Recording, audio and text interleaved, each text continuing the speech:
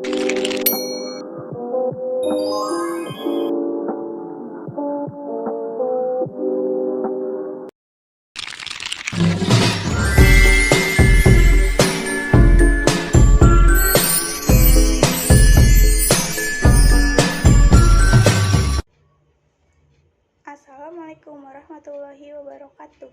Perkenalkan, saya Evelina Safin Pramudia Kirana dari kelas 12 IPS 3. Di sini saya ingin menjelaskan materi sosiologi yang berjudul Fungsi dan Peran Sosiologi. Yang pertama ada menurut Pitirim As-Sorakim. Sosiologi adalah suatu ilmu yang mempelajari hubungan dan pengaruh timbal balik antara aneka ragam gejala sosial dengan gejala sosial lainnya. Sebagai bagian dari ilmu sosial, objek kajian sosiologi adalah masyarakat.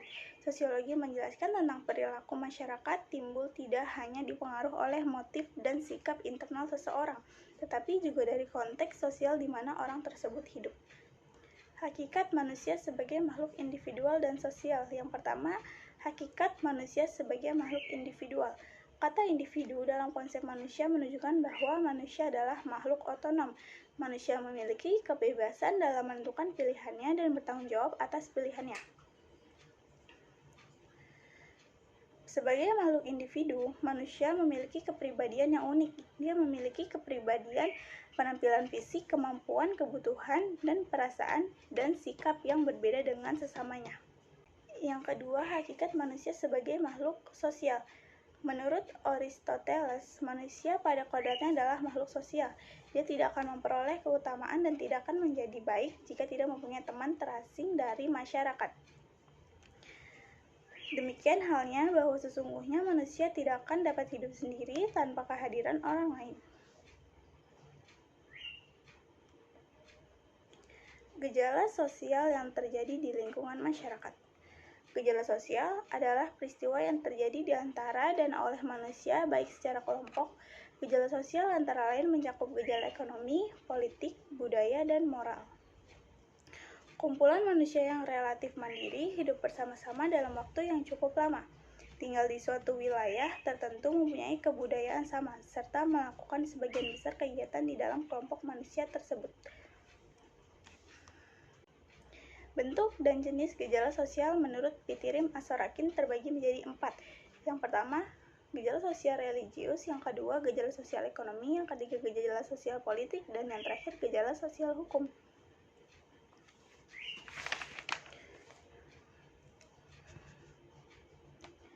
Fungsi dan peran sosiologi dalam mengkaji gejala sosial di masyarakat. Dalam disiplin ilmu sosiologi, keberadaan teori sosiologi mengacu pada upaya untuk memberikan penjelasan sistematis dan konsisten terhadap gejala sosial. Tahap akhir dari penjelasan sosiologi atas gejala sosial itu, menurut Weber, adalah menjelaskan mengapa para pelaku yang terlibat dalam gejala sosial itu berperilaku sedemikian, sehingga gejala sosial itu dapat terjadi. Istilah sosiologi pertama kali digunakan oleh Auguste Comte.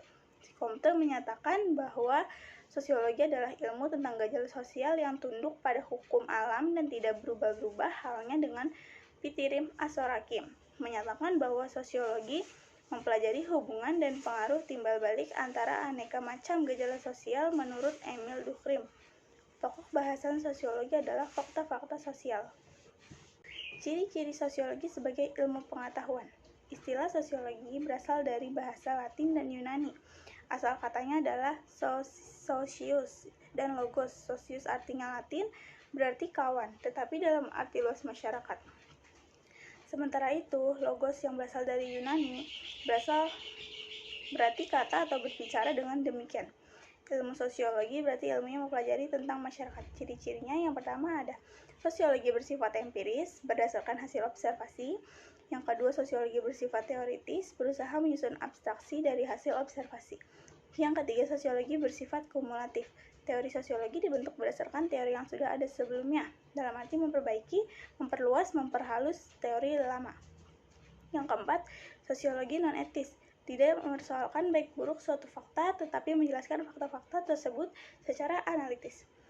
Objek kajian sosiologi adalah masyarakat. Kata masyarakat berasal dari akar kata Arab musyrak, artinya bersama-sama. Selo Soemarjan mengatakan bahwa masyarakat adalah orang-orang yang hidup bersama dan menghasilkan kebudayaan. Sementara itu, Ralph Linton, masyarakat merupakan suatu kelompok manusia yang telah hidup dan bekerja sama dalam waktu yang cukup lama.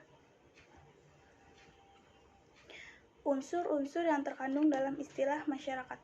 1. Sejumlah manusia yang hidup bersama dalam waktu yang relatif lama. 2. Memiliki sistem komunikasi dan peraturan bersama. 3. Merupakan suatu kesatuan.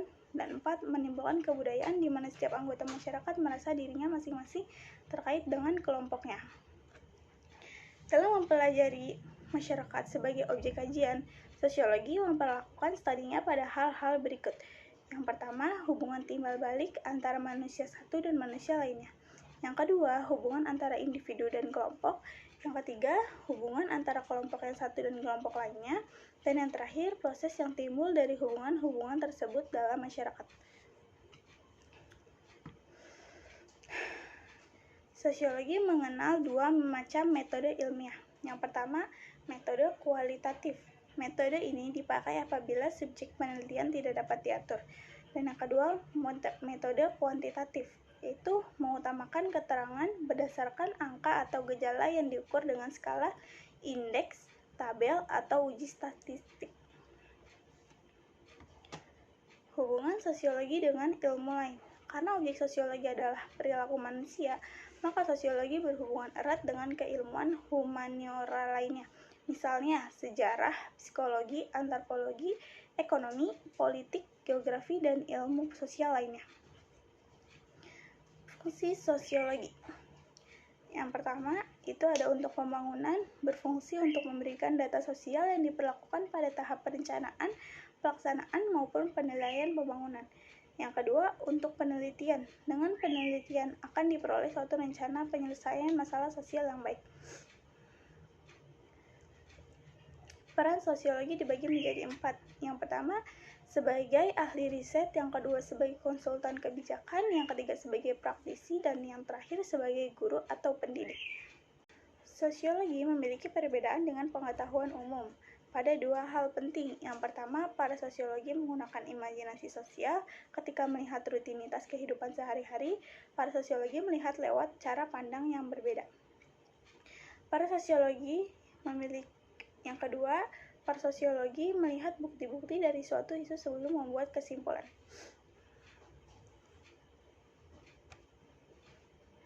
Sekian dari saya, terima kasih. Wassalamualaikum warahmatullahi wabarakatuh.